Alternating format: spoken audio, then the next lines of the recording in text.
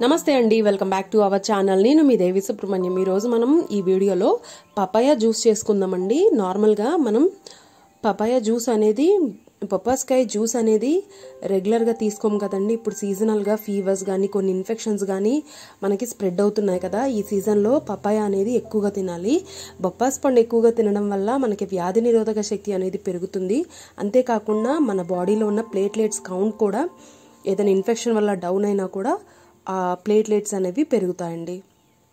So ముందుగా మనం నీట్గా ఈ పప్పాస్ పండుకి పైన తోలు తీసేసుకుని లోపల గింజల్ని కూడా తీసేసిన తర్వాత చిన్న చిన్న ముక్కలుగా కట్ చేసుకుని మిక్సీ జార్లో యాడ్ చేసుకుని మనకి స్వీట్కి తగ్గట్టుగా షుగర్ యాడ్ చేసుకున్నట్లయితే టేస్ట్ బాగుంటుందండి. ఒకవేళ వద్దు అనుకుంటే షుగర్ స్కిప్ చేసి కూడా మనం ఈ జ్యూస్ చేసుకోవచ్చు.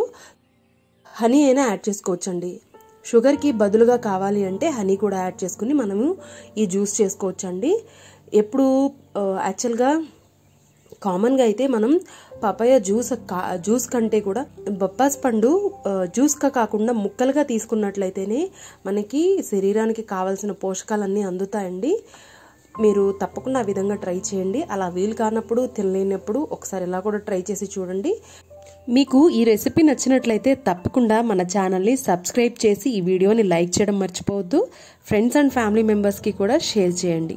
నేను మీ Devi Subrahmanyam. Thank you for watching my icon TV with Devi.